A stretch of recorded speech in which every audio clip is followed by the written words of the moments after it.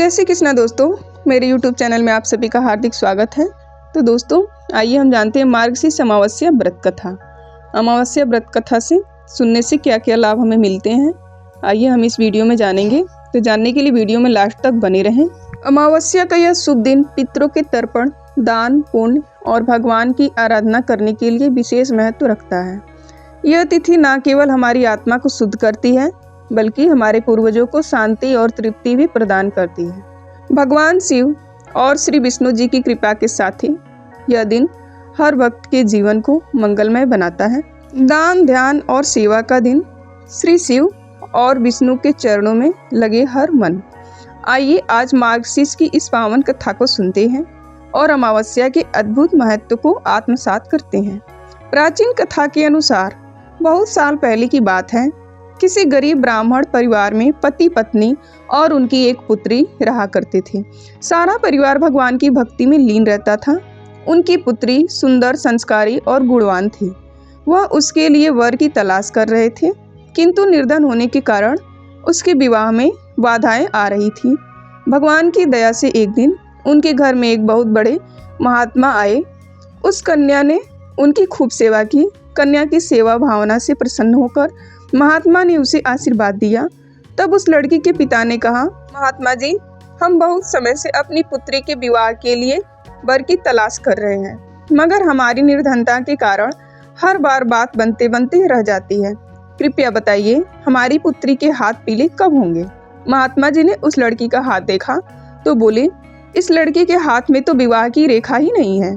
यह बात सुनते ही ब्राह्मण तो बड़े उदास हो गए और फिर बोले, क्षमा करना महात्मा जी, मैं आपके कहने का अर्थ नहीं समझ पाया।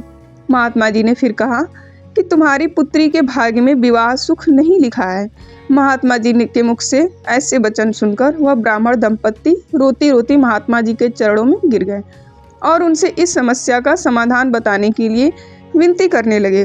तब महात्मा जी ने उन्हें अपने चरणों से उठाया और बोले कि पास के ही गांव में सोना नाम की धोबिन जाति की पवित्रता महिला अपने पति, बेटे और बहू के साथ रहती है।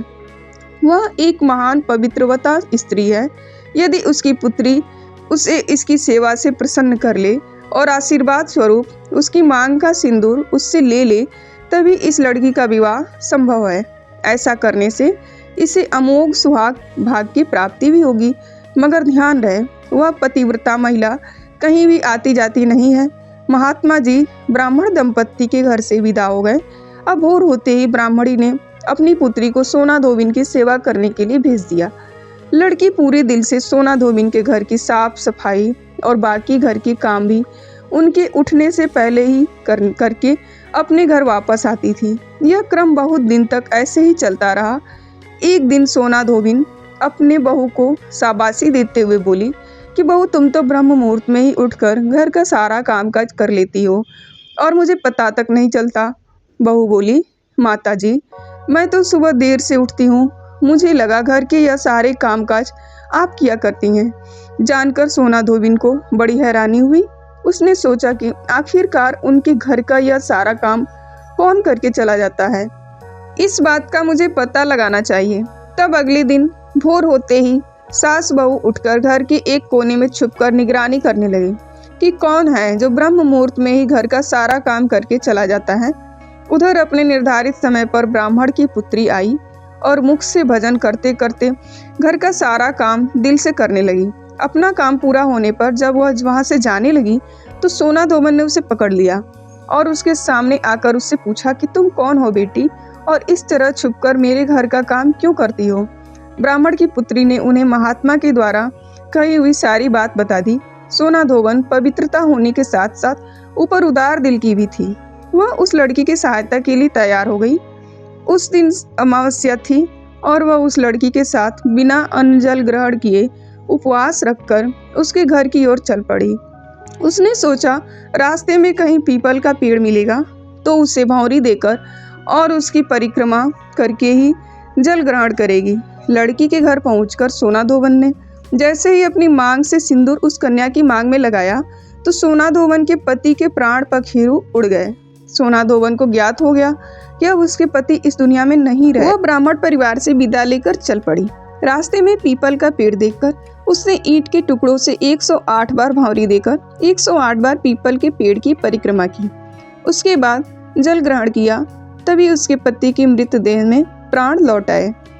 इस प्रकार अमावस्या के दिन पीपल के पेड़ की पूजा करने और इस कथा को सुनने से सुहाग इन महिलाओं का सुहाग अटल रहता है।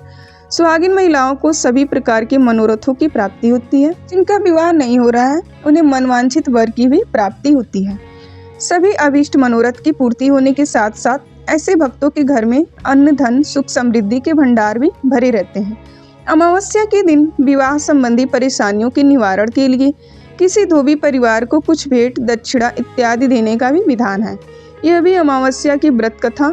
अब सुनिए श्रीमद् भगवद गीता के 7वें अध्याय के सभी श्लोकों का हिंदी अनुवाद। भगवान श्री कृष्ण अर्जुन से कहने लगे, हे पार्थ, अनन्य प्रेम से मुझ में आसक्त चित्त और अनन्य भाव से मेरे परायण होकर योग में लगा हुआ, तो जिस प्रकार से संपूर्ण विभूति बल ऐश्वर्य आदि गुणों से युक्त सबके आत्मरूप मुझको संशय रहित जानेगा, उसको सुन। मैं तेरे लिए इस विज्ञान सहित तत्व ज्ञान को संपूर्णतया कहूँगा, जिसको जानकर संसार में फिर और कुछ भी जानने योग्य शेष नहीं रह जाता। हजारों मनुष्यों में से कोई एक मेरी प्राप्ति के लिए यत्न करता है और उन यत्न करने वाले योगियों में भी कोई एक मेरे परायण होकर मुझको तत्व से अर्थात यथार्थ रूप से जानता है। पृथ्वी जल अग्नि वायु आकाश मन बुद्धि और अहंकार, इस प्रकार से यह 8 प्रकार से भी विभाजित मेरी प्रकृति है। यह 8 प्रकार के भेदों वाली तो अपरा अर्थात मेरी जड़ प्रकृति है। और हे महाबाहु, इससे दूसरी को जिससे यह संपूर्ण जगत धारण किया जाता है, मेरी जीव रूपा परायण अर्थात चेतन प्रकृति जान। हे अर्जुन, तू ऐसा समझ कि संपूर्ण भूत इन दोनों प्रकृति को उत्पन्न होने वाले हैं और मैं संपूर्ण जगत का प्रभाव तथा प्रलय हूँ, अर्थात संपूर्ण जगत का मूल कारण हूँ। हे धनंजय, मुझसे भिन्न दूसरा कोई भी परम कारण नहीं है। यह संपूर्ण जगत सूत्र में सूत्र के मड़ियों के समान मुझ में गुथा हुआ है।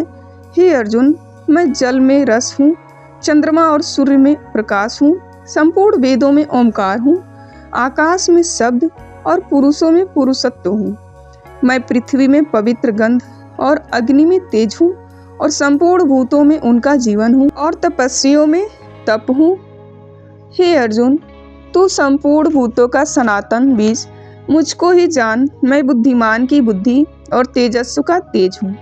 हे भरत श्रेष्ठ, मैं बलवान का आसक्ति और कामनाओं से रहित बल अर्थात सामर्थ्य हूँ और सब भूतों में धर्म के अनुकूल अर्थात शास्त्र के अनुकूल काम हूँ। और वे जो सत्व गुण से उत्पन्न होने वाले भाव हैं और जो रजोगुण से होने वाले भाव हैं, उन सबको तो मुझसे ही होने वाले हैं ऐसा जान, परंतु वास्तव में उनमें मैं और वे मुझ में नहीं है। गुणों के कार्य रूप सात्विक राजस और तामस, इन तीनों प्रकार के भावों से यह सारा संसार प्राणी समुदाय मोहित हो रहा है। इसलिए इन तीनों गुणों से परे मुझे अविनाशी को जाना जाता है, क्योंकि यह अलौकिक अर्थात अति अद्भुत त्रिगुणमय मेरी माया बड़ी दोस्तर है। परंतु जो पुरुष केवल मुझको ही निरंतर भजते हैं, वे इस माया को उल्लंघन कर जाते हैं अर्थात संसार से तर जाते हैं।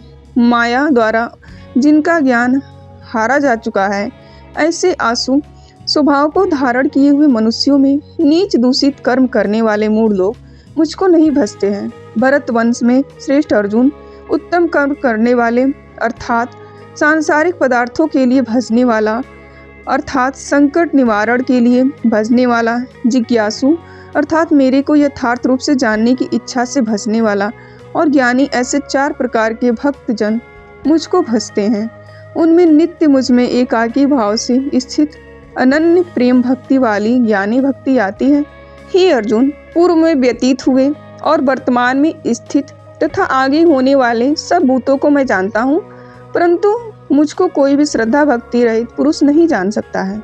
हे भरतवंशी अर्जुन, संसार में इच्छा और द्वेष से उत्पन्न सुख दुख आदि द्वंद्व रूप मोह से संपूर्ण प्राणी अत्यंत यज्ञ को प्राप्त हो रहे हैं, परंतु निष्काम भाव से श्रेष्ठ कर्मों का आचरण करने वाले जिन पुरुषों का पाप नष्ट हो गया है वे राग द्वेष जनित द्वंद्व रूप मोह से मुक्त निश्चय भक्त मुझको सब प्रकार से भजते हैं।